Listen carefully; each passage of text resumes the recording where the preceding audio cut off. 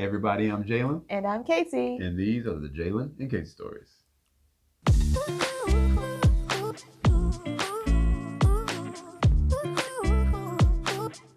Glad to have you back, guys, for week 2. Glad to have you back. You're consistent.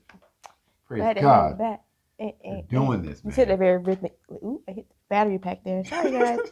Part 2 of our series that I'm going to read off because it's long. How to live godly as a single man with eyes set on marriage. My favorite. I've been looking forward to this. Me too. Honor women. Honor women. You even know what I'm going to say? I can listen. When it comes to honoring women, I think it's a lost thing in this world to honor women and what that really means, what it looks like. So I'm excited to hear it, and I'm sure I'm gonna have comments. Oh yeah. See, the whole thing is I wrote this thing, and so she's hearing some of these principles for the first time. Yeah. But it's stuff we talk about all the time. So this is live, real, surprise actions, reactions from me. And praise God. Thank you, Lord. All right. In a carnal world designed to abuse women, be a man that honors them, even behind closed already doors. Deep right there. Yeah, call me on Nick with that one. Go ahead, continue. All right. Say that again, though. Okay. In a carnal world designed to abuse women, be a man that honors women, even behind closed doors. I want to share this principle, and we were talking about this recently, it's a secret of how we men tend to operate. Sometimes we don't even realize we're doing it. We tend to handle women with the amount of respect that they show themselves. Okay? So although we're men, and we accept that we're leaders in our societies, and God made the man first, and Scripture even says that God made woman for man, that man for woman. We understand all this stuff. We're willing to accept that role and be like, we got to cover our families, be their foundation, all that kind of stuff. We also have this way of doing this very unmanly thing. We get very passive and let women dictate how they're going to be treated. And then we just go along with it, even when that treatment is below the standard that God has set.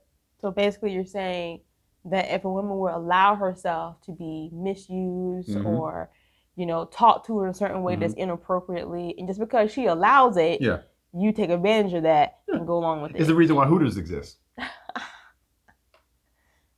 We're men. Ooh.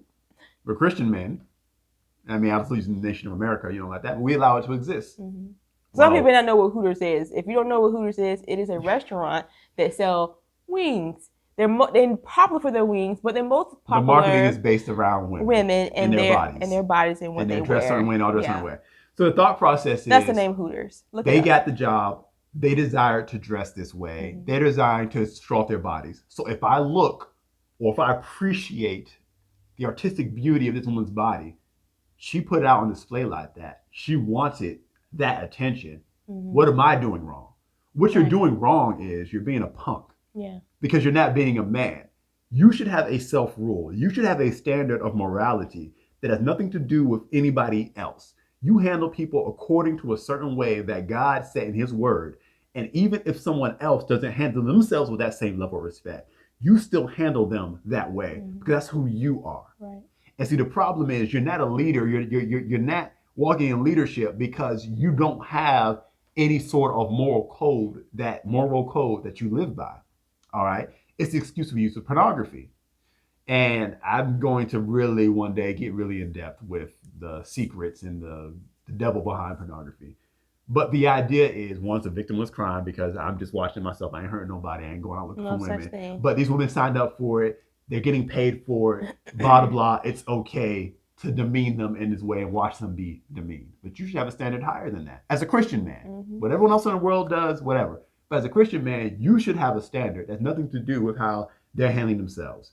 See, there's a lot of women out there who have low self-esteem. There's a lot of women out there who value the physical based on the way they were raised, based on what television, Instagram, and TikTok have taught them, based on the way they've been treated by other men, based on the way their parents taught them, whatever. Any number of things led them down that path.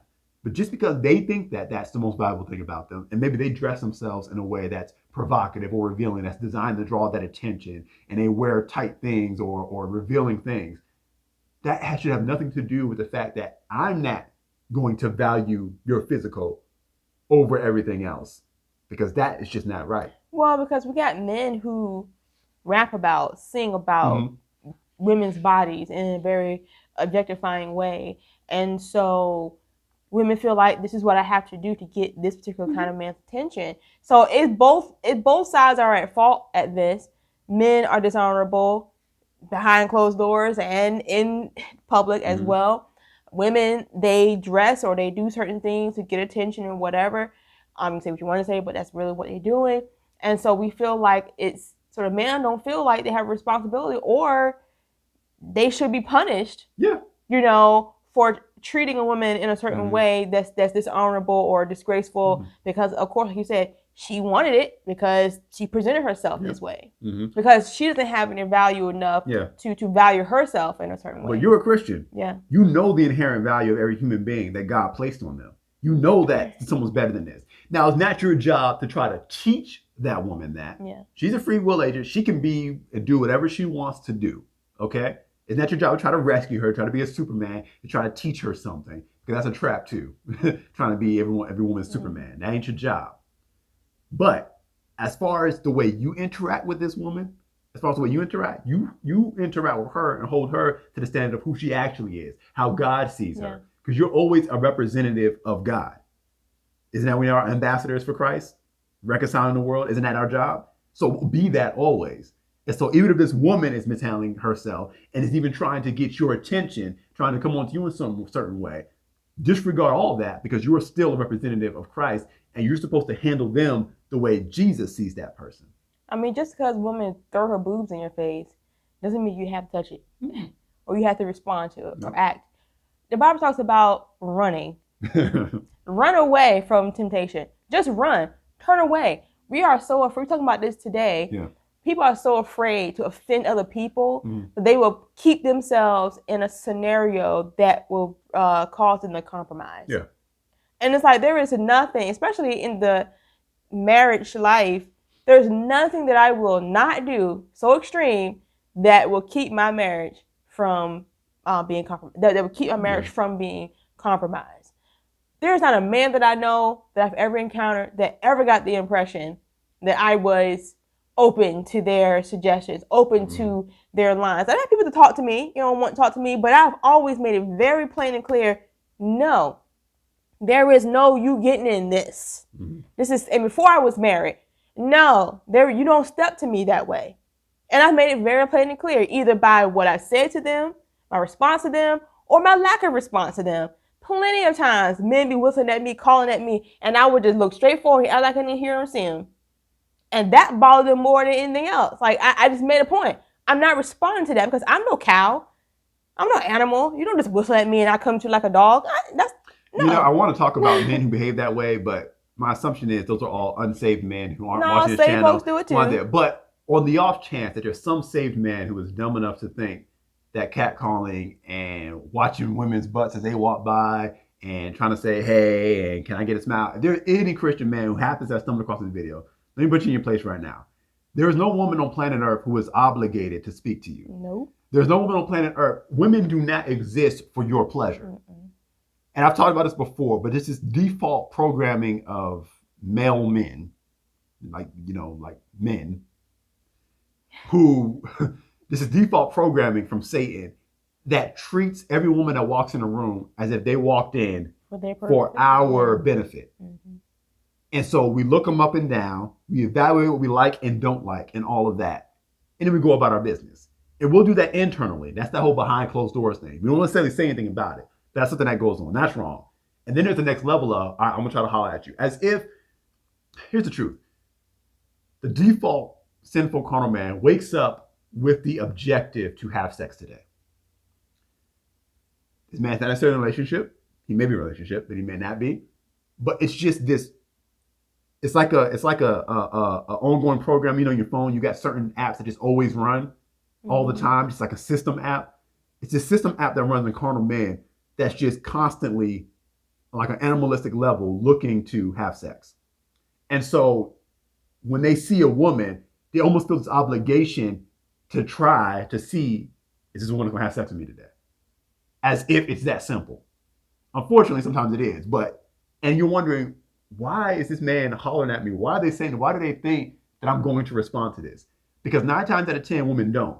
But there's that 10th woman who will. And it's not just young men. I've had this from old men. I'm talking about like grandpa men they still be acting like a fool, even at grandpa age. And it's like they never learn. It's like, bro, why are you still this immature? There's 1 out of 10 women who actually responds well to it, and so they keep trying, and they feel this obligation, and then they get offended if the woman responds negatively, and they'll call you a name and all kinds of stuff like that, as if you're supposed to entertain that sort of attention. And it's like, no, don't. I have enough as a woman, have enough self-respect to not respond to someone who comes to me that way. And man, you should have enough respect for yourself to not operate under that program. That's kind of a whole other lesson. I feel like getting off track. We got on a real rabbit trail on that one. But anyway, I blame it on me. No, that's fine. I mean, it's important, but right now I'm talking to unmarried Christian man who's looking to get married one day. And you got to learn to honor women because it affects, and I'm going to get to it, how you handle your wife. Mm-hmm. And you can't just turn it off and on. You can't watch pornography for an hour and disrespect 100 women and then think that you're going to get married tomorrow and suddenly respect's going to turn on and you're going to handle your wife right. Or that's somehow going to fix your lust. No, it doesn't work that way. You got to start reprogramming this now. Mm-hmm. My next statement, when you are, and this is the practical of how to handle women. When you're around other men who are speaking derogatorily or disrespectfully about women, do not engage. Separate yourself from those conversations or even be prepared to defend the reputation of the woman in question. You don't have to argue or yell, but be firm and decisive. Let it always be clear where you stand when it comes to the topic of respecting women. Mm-hmm. When you're in the workplace, you're going to have opportunities because, and I've been in this situation before where just guys and men, even since I was a teenager, there's guys and there's men talking about women, whether it's someone that is actually there, and it's even worse when we're talking about co-workers, people you work with. And you got to disengage from those conversations. You're not involved in those conversations, adding your 2 cents about this woman's body and how she look and your fantasies and imaginings with this woman. But on top of that, disengage. It needs to be very clear. However you handle it, every situation is different. But it needs to be very clear that you are not in agreement with this discussion. Okay? I remember there was one time I was working a particular job and there was a woman who didn't work with us, but she came in and did some work with us. Mm-hmm. And then she left. And someone else was talking about how good she looked, whatever, was asking my opinion.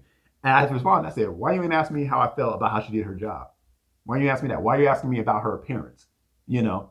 And I didn't put in my 2 cents. I said, no, I'm not getting into that. I said, it had nothing to do with whether my eyes work or whether or not I said, that's not important. Why is that the only thing you're focusing on? And I made it very clear that no, I'm not participating in this conversation. I'm participating in this. So use wisdom for whatever situation you're in. You don't always gotta yell at people and argue and everything, but make it very clear where you stand, that you are not in agreement with this. Because there's 2 things. For me, I respect an individual, if someone I never met enough to not mistreat them and demean them in that way. But secondly, it's not going to be said about me that I was in agreement with that conversation. It's not going to be said later that, yeah, Jalen was laughing with us and he thought so too. No. If you want to lie on me, that's one thing. But there's going to be no question that I'm not in agreement with handling women in this way. And you need to make that clear. And it can't be, and this is for men who want to be married, learn lessons now. So if you intend to get married, I hear a lot of times men say, well, I'm married, man, so, I can't, da-da-da. But they're saying in a way that it's like being married is sort of a bondage. Mm-hmm. And it's not something that is pure in my heart. This is my character. This is who I am. I wouldn't do this even if I wasn't married. So that's why we're teaching this principle now for young men who want to be married one day. You got to learn this principle of honor now so that it's a natural, automatic response from you. Even if I wasn't married, I'm going to respect this woman because that's what a man of God is supposed to do. Because the interesting thing is, if you're not a fornicator before marriage, that already is a nice safety valve against adultery. Because if it wasn't your programming to just sleep with a woman, it's not going to be your programming, hopefully, to sleep with a woman outside of your wife once you're married. And I had to have one time, somebody said, I started a new job and they were asking me, well, do you be looking at women like that? I'm like, no, I don't do that. And I showed them a picture of you. They're like, oh, well, you don't need to, because they were saying you were attractive. And, I didn't respond much to it, but I thought about that. And I'm like, well, my answer should have been, well, it's not even about the fact that I don't need to because my wife is attractive. I just don't do that. That's just not me. That is not my character to handle women in that way. This is my way of how I handle myself. Point blank, period. No questions asked. Yeah.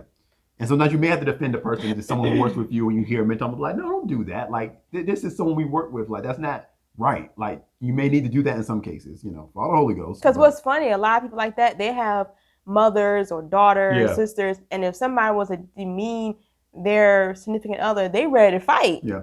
But some other stranger or a woman they don't know, they talk about them however they want to, and that's wrong. That's a double standard. Yeah, exactly. Make a personal decision not to look at women lustfully. Make it a practice not to follow a woman with your eyes when she enters the room. Don't go out of your way to evaluate your attraction to her physical appearance, either vocally or mentally. And that's hard, Jalen. Yeah. How can you not do that? I'm speaking for the people right now. That's hard, impossible. You're trying to say that my eyes can't look at somebody else, if I can't recognize beauty when they come into the room. Because that's really something I hear a lot of people say all the time. Yeah. I'm not dead. My eyes ain't dead. People get a lack of discipline. They're allergic to the idea of controlling themselves. It's what it comes down to. Look, I'm a man. I know the tricks. Okay, let me say something. And whether men don't want to admit this, and I'm sorry if your husband and wife watching this together, and I'm putting you out, husband, in case your wife didn't know this, but I'm just going to tell the truth. We naturally look at women when they walk into a room. It is like magnetism. A woman walks into the door and our eyes immediately go. It is automatic programming of the carnal man. The only way to not do it is to train yourself not to do it. And you have to make yourself. I'll be driving in the car and there'll be a woman walking down the road. It is not even like you can tell out your peripheral that they are attractive or they got a nice body. It's that I want to look to see if they do. Mm-hmm. And that's almost worse. Because it's like, I need to find out, do you look good to me? Really take a moment to process how ridiculously arrogant, self-centered, and just demonic that is. That's what's happening. And when again, it's magnetic. It just happens on its own. I will force myself, Jalen, don't even look. You need to keep your eyes on the road anyway. But I'm just saying, don't look. Force yourself. And it's like almost a victory. Like a +1 point. I play video games, like you little ding, get a coin because I didn't look. You catch yourself looking, bounce your eyes back. Nope, I'm not doing it. I refuse. Women's gonna walk up to me, my eyes gonna stay on your eyes, and that's it. I'm not looking anywhere else, and that's that. You gonna walk away? I'm holding the door open for you. I'm not turning into nope. Practice, train yourself, beat that new programming into yourself. Yeah. It's important. Because people can see you. Yeah, they be watching. People can watch you. Now, some men just have no self-regard. I'm like, do you see yourself? You look like an animal. Like a woman walks by and it's like you turn and look and it's like, come on, man. I mean, I've been out and it doesn't matter how I'm dressed. I could be put together or bummed. As soon as you walk in, or especially if there's a man cashier or whatever, when they look at you, they scan you, and it's going to determine how they're going to respond to you. Oh, yeah. And like I said, it doesn't matter what you're wearing. Like the idea that you're wearing revealing, that's why I'm looking. Nah, it doesn't matter. It doesn't, but they do, and you can watch them watch you coming up to them, and it's so annoying for me anyway. It's so frustrating inside because I know they evaluate me, and I know I'm going to be treated a certain way because of how I look. Yep. And that's just it's terrible. No one wants to be handled that way. Men don't want to be handled that way. Men don't want to be handled that way. Nope. Don't handle the one. So either vocally or mentally, don't evaluate it. Try it. Go through a whole day where women come by, grocery store, at work, whatever, and do not evaluate mentally how they look to you. And if you practice that on purpose, you realize how hard it is. Because it's so automatic that you didn't realize you did it. Just try it. Just try to say, I'm going to make a pointed effort not to evaluate any of the women I see today. And you can be like, wow, what have I been doing? I've really been doing this? Yeah. Every man. Is that why when you come home, you be staring at me so hard? You get it all out your system. Maybe so. Oh, Jesus. You've been holding back all day long, so now I'm like... But it happens so fast that you'll be halfway into a scenario. Because, I can't just be honest. You playing out a scenario with this person, and you catch up like, whoa. They just walked in the room 5 seconds ago, and I'm already in some kind of scenario where I'm with this person. Imagine what they would look like if that wasn't on their body right now. Imagine how they would respond if I did this or if I did that. Playing out scenarios of what you would say or what you would do.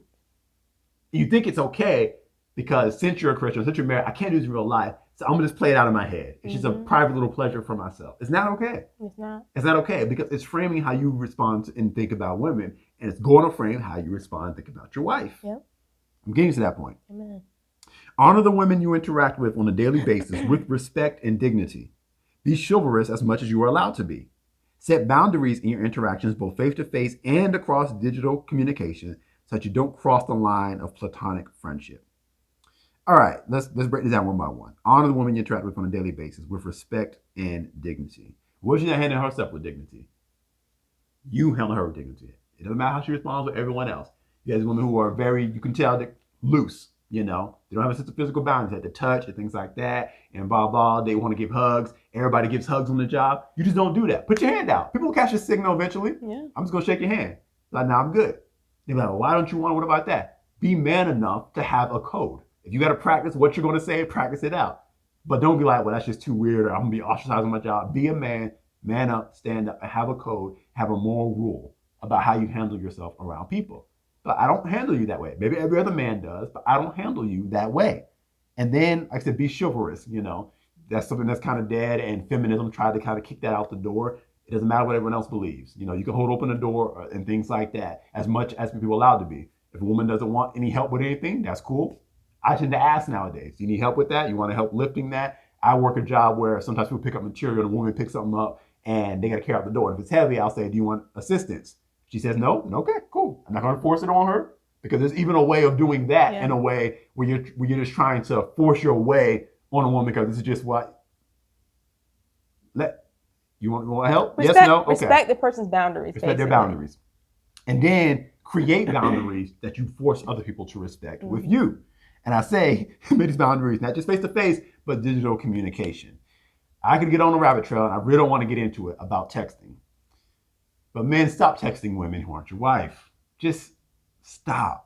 It's not your wife, it's not your sister, it's not your mama. Just stop. Just stop. Texting is dangerous. Social media DMing is dangerous because no one else can see it but the two of you. And you don't need to be, if you would not spend a regular amount of time one-on-one in a closed room, close quarters with a woman who's not your wife, if you would not do that because you realize that's breeding ground for something dangerous, don't do it over texting or DM, because it's the same thing. It's just digital.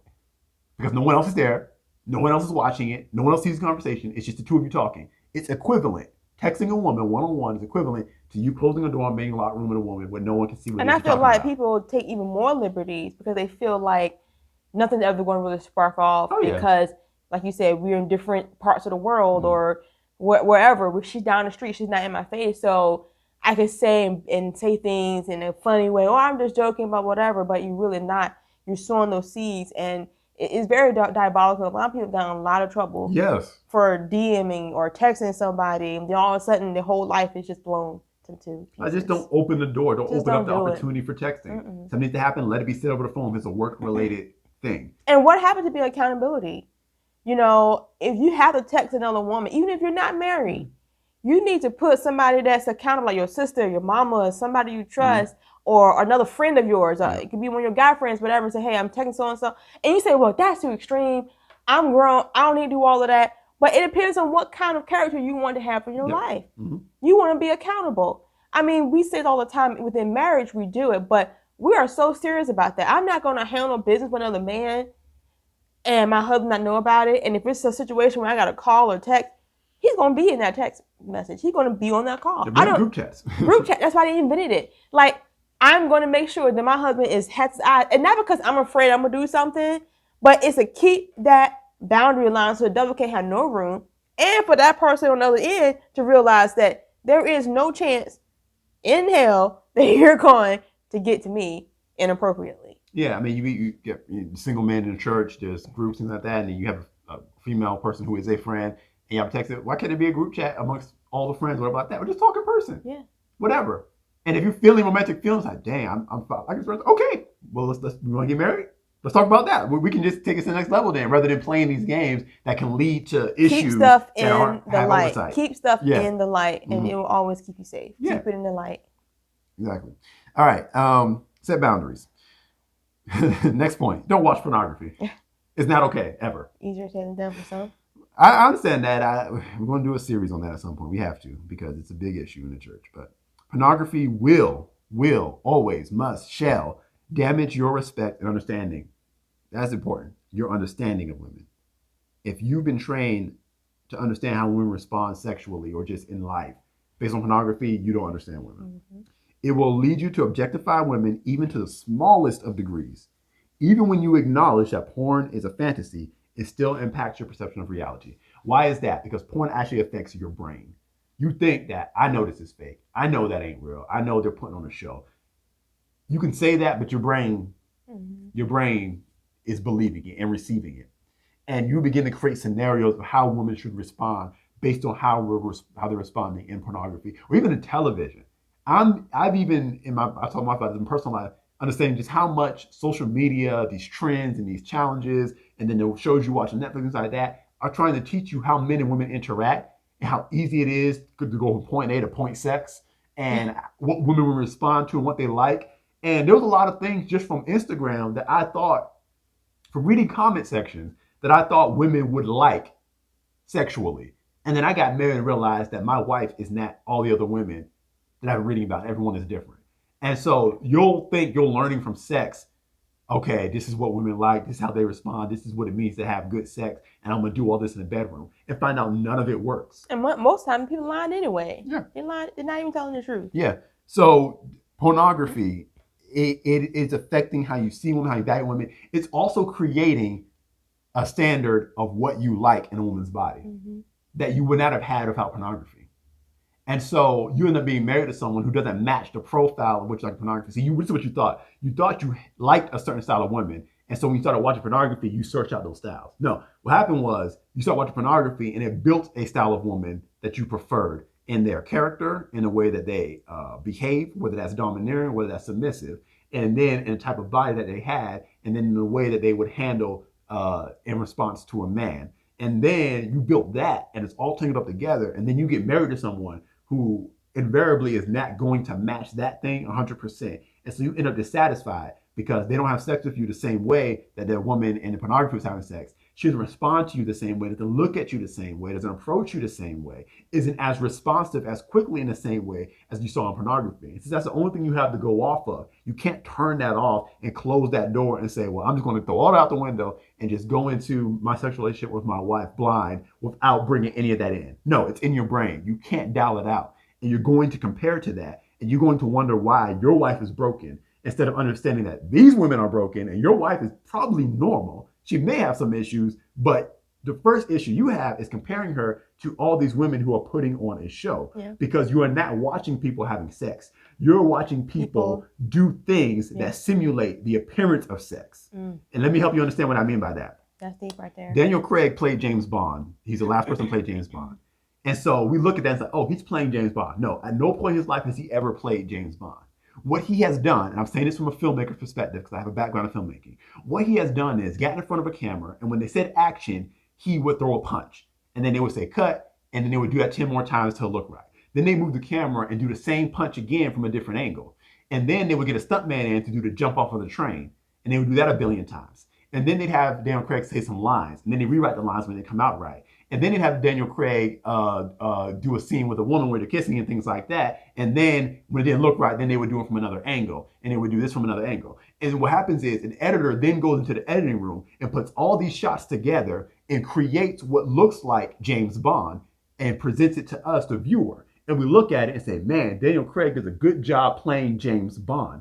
No, he does a good job following the instructions given to him by the director enough times until the editor has enough material to create something that we call James Bond, that they've created by a standard. But he has never in his life ever played James Bond. He doesn't know what it means to be James Bond. He knows what it means to be an actor playing a role and doing enough shots that can be edited together.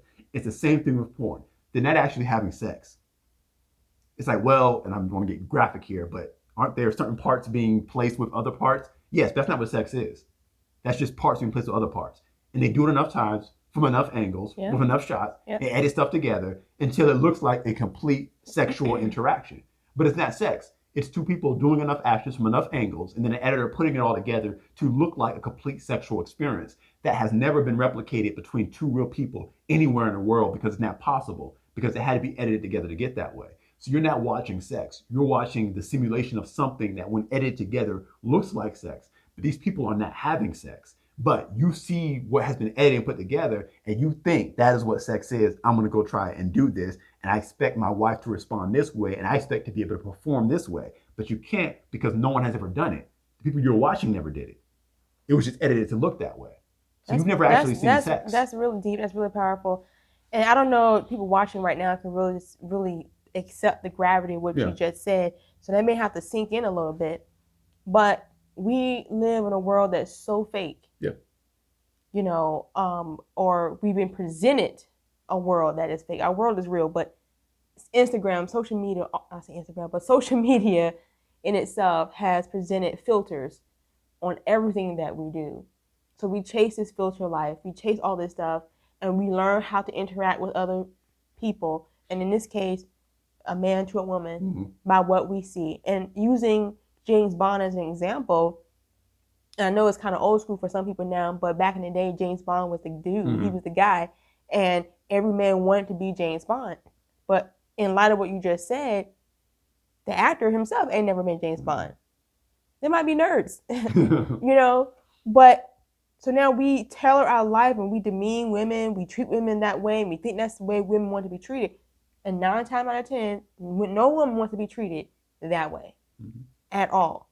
So you are disillusioned, disappointed when you get married and your wife doesn't respond to all these cues that you're trying to throw out based off what you've seen on television or read in a book or pornography or your homies on the street. You know, it's all a lie. And but it's important that as a man and as a woman that's married to a man with character, it speaks volumes to me. It's more attractive to me to know that my husband has disciplined himself to respect not just me, but other women as well. And that makes me say, and you say, well, Cacie, that's extreme, or that's not realistic, blah, blah, blah. Well, honey, you live excuse me, you live your life the way you want to. I'm talking from me and experience. It is good to know that I have a man of character and one who is always working on his character. And it makes me feel safe and confident in our relationship. And that's what you want the most is trust. Yeah. And this right here, man, young man, listen to this. If you have this character, it's going to be a big chunk that's going to go into your trust account in your relationship. When your woman can see that you respect her and you respect other women too. Yeah. And you won't disrespect her, because the most embarrassing thing for a woman to be next to her man and he eyeballing somebody else. It's disrespectful. It's disrespectful. It just is. Or sometimes you go to these events, stuff like that, and you see a group of wives over here in this corner and a group of husbands in one corner, and the wives standing back and listening to their husbands just dog them out or talk about other women. And it's like, well, you know, but I got my ball and chain right there. You know, I ain't going nowhere. But no woman, no wife wants to feel like I'm holding you back from what you really want. And I don't want to feel that way. No wife wants to feel that way. And you know, and I'm just the person that was dumb enough to hook up with you. That's how you make women feel, or your wives feel if you're married, when you have conversations like that, or they see you disrespect another woman, or what's the ogling? Ogling, yep. Ogling another woman's body and making comments and stuff like that. That's so disrespectful. You gotta discipline yourself. I'm gonna use an example because this one's very helpful. It's like, okay, we had the extremity of pornography, but there's other levels kind of pornography that I'm beginning to learn. And I'm gonna do this by, you know, telling on myself, so to speak, using an example of something being married, but you can do this as unmarried. As a rule, you're probably gonna have to stay off of certain social media apps to a certain degree. I don't use Instagram and that much anymore. I really don't. I definitely stay off the Explore page because it's going to be trying to make you cheat. You know, you don't need to be exploring nothing. I'm trying to show you through an algorithm. I don't use TikTok. I really don't. I tried it for a little while and I realized it was the devil incarnate. As far as trying to be a faithful man. You know, I was going through it at one time when I first started using TikTok, and I did the obvious stuff. Okay, 5 videos of women twerking. I clicked, what is it, like dislike or something to say, don't show me more of this. Okay. All right. Then it got a little clean. But then there was subtle stuff. There was this challenge one time where women were making, and we don't drink or anything, but it was just, this challenge was, it was beer posters. And I mean, everybody watching TikTok remember these challenges. And women was making beer posters for their men. What they were doing was they were dressed a certain way, and some of them didn't dress too provocatively, whatever. And they would pour it on themselves, and it would be like sexy looking, and then they get a print out a poster and they give it to the husband and they show them making it and then they show them giving it to the husband liking it. And it's like, yeah, I think he liked it. And everybody, all these likes. It was a trend. Everyone was doing it. So I kept coming across this trend. I watched a few of them for a little while, looking at the interest of, okay, what are they doing? And things like that.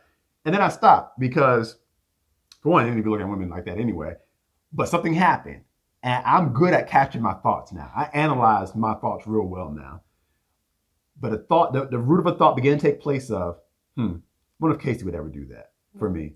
Nah, she wouldn't do that. That's not her beer. style. What am I gonna do? And then cider posters. I like Briss tea. You can do Briss tea. Briss tea posters. You can do that. But the thought came in my mind of like, and then not only answering the question of would she do it? No, because I know my wife, that's not her style to do something like that. And then it's dissatisfaction with her for not being someone who would do that because it looks appealing. And what happened? I stopped. And not long after that, I just kind of stopped going on TikTok. So I know you're wondering, Jalen and Cacie's on TikTok. I go, I post, and I leave. Exactly. That's literally what happens. Exactly. That's it. That's literally what I do. But what I noticed was what social media will do, and TikTok is good for it because it's just constant, it's trend, everyone doing it is, it will create dissatisfactions that didn't even need to be there in the first place, just like pornography. You can be perfectly satisfied with your spouse, loving your life until someone comes with something else that you never even thought about before and suddenly makes you feel like what you got is inadequate. It's like you enjoy your house and your car. Do you meet somebody your same age who's got a bigger house and a better car? And it's suddenly you weren't dissatisfied earlier that day, but now you feel like, dang, I'm not doing good enough. I should have more because they have more. And that's what these apps are designed to do, to make you look at what someone else got going on and think, well, why won't my spouse do that for me? Well, why wouldn't they do that? They don't love me enough. They love their boyfriend or girlfriend enough to do that. Why won't we do that? And as a man who's unmarried, you think, well, it has nothing to do with me because I'm not married. But it's building in you what you think a woman should be willing to do for you and should want to do. And then when you get married and find out that the woman you married may not be into that, suddenly you're dissatisfied because, well, I saw 12 different women do the same trend. So that outnumbers you. You should be willing to do it because all these majority of women like to do it. There's so much that goes into you not knowing, first of all, you're willing to do just about anything for money. And if you're getting a following doing something, you'll do something that you're not necessarily comfortable with, or that you would never have done when you realize I can get a lot of likes and views and turn this into money if I just make this video, even though this ain't even me, really. Also, just because they wouldn't do that one thing, their life, marriage, relationship could be hell everywhere else. Absolutely. And it's not worth sacrificing for that one thing. No, it's not. So that's something else. It's not on the level of pornography, so to speak, but it's still a form of pornography because it's making you become dissatisfied with your situation, and it's programming you to think what someone should be willing to do. The boils down to is just you gotta know who you are, and what you are capable of handling. And sometimes you don't know what you're capable of handling or not. That's why it's good to back away from certain things for a certain season, just to see how you're feeling. If you're that person that if you're not on social media, you feel like anxiety or, you know, I'm missing out on something, then you're the person that don't need to be on social media. Yeah. So even for me, I'm more on social media a lot more than he is. I post on my Instagram, things like that. But even for me, I have to take breaks at times. I have to back off because you scrolling, you lose count of how many new thoughts, new ideas you have to introduce yourself to in just a matter of minutes. Yep. So, and TikTok is even worse. So we need to be careful what we are filtering into our lives, creating new ideas, new possibilities, dissatisfactions with our lives. You're going to automatically compare it to what you got going on. Yep. Same thing when looking at people's bodies, like you're trying to lose weight, and sometimes you say, well, I do it for inspiration. Okay, but then it's also the idea of this constant dissatisfaction of I'm not good enough because of how these people look, and I need to be better. And it's constantly degrading your situation. And God can be trying to minister to you and take you on a journey to get you to more satisfaction with your situation. And you can derail that whole journey because you've integrated something in there that was never supposed to be an issue in the first place. So to wrap it up, why is all this important? Because if you live a lifestyle of dishonor and disrespect toward women, it will affect how you handle your future wife. Handling women from a self-serving perspective in your everyday life also subtly distorts your understanding of women and their needs. This makes it very difficult to connect with and serve your wife in marriage. Also, if you live a life of unbridled lust, even with just your eyes, you will plant seeds for adultery in your marriage before you even start. And yes, fantasizing about other women and viewing pornography is a form of adultery. because Jesus said so. Look in your woman in the eyes, you commit adultery in your heart. But I want to say about understanding women's needs. That's the main issue of why you need to stop doing this while unmarried before you get married. Because that's what happened to me. I began to think, based on reading other people's experiences, this is what would satisfy my wife sexually. And then we came together, and there was a lot of stuff that I was trying to do or thinking she would like that she didn't really care about. And then the stuff that she actually liked had more to do on the front end with emotional connection. And so I was training myself for something, for a race that I wasn't even mine to run. And so I had to go back and work through this frustration of like, well, why don't you respond to this? Or why don't you like that? Or, and then you begin to think, well, somebody else would like all the work I'm putting into doing this and doing that. It's the same thing happens with men with work. I'm doing all this work provided for the household. You're still not satisfied. But did you ever ask her what she actually wanted from you? Maybe she doesn't want that extra overtime and extra money that comes in overtime. Maybe she just wants you home to talk to her. See, it all goes into it. Yeah. But you distort your ability to understand what women need, and then you block yourself from ever learning what your wife needs, because every woman is an individual. And the problem with dishonoring women is it treats all women the same, as if they don't have individual identities, personalities, desires, and needs. And your wife has something that she needs, something that's completely different from every other woman in the world. But this dishonoring women lifestyle treats all women the same, as if they all need, want, desire, and look and should look and behave the same way. And you never give yourself a chance to learn your wife. You actually lose out that way, because you're going to miss out on the value of your wife. You're going to miss out on what she can bring to your life in a way that's more satisfying than what you're chasing. Yeah. You know, give that a chance. You're not giving her the opportunity to be all that she can unto you when you have that mentality. You should not go into marriage saying, oh, I know what I want sexually. How do you know? You didn't even have sex yet. But you're watching enough pornography and reading enough Instagram posts, you think you know what you want. You think you know what she wants. But you ain't never even done this yet. So how are you supposed to know? Well, you know. For some. Assuming you're a virgin for your marriage, but a lot of people are not. And that's a whole nother conversation as well. Well, part of honoring women is don't have sex with women outside of marriage. Because you're now, that's another thing, but you are taking a part of them that is reserved for the person that is going to shepherd their soul for the rest of their lives. And if you're not willing to take that role and man up and be that role in their life, don't have sex with them. Even if they're offering it to you, don't do that, because you're not going to take on the role to take care of their entire life. Don't hop in and take that benefit and try to separate it from the responsibility. Don't do that. That's a whole nother lesson. Praise God. Okay, so thanks for watching. Sex. Thank you for watching this episode of Jalen and Cacie Stories. That's part 2. Part 3, just to give you a preview, is learn your relationship with God, which probably comes first, really, but I saved it for last. But it's going to be very important, because your personal relationship with God is going to direct how you handle being a husband, because He is your director in everything that you do. So tune in for part 3 as we close this series out. I hope you guys have been enjoying it. Make sure you share, make sure you like, make sure you subscribe, make sure you leave a comment if you learned something, if you got any questions. Make sure you check out everything else going on the channel. We tend to do lives just about every week. And on stay Sundays. tuned. On Sundays. Thanks for watching today's episode. Love you guys. We will see you next time.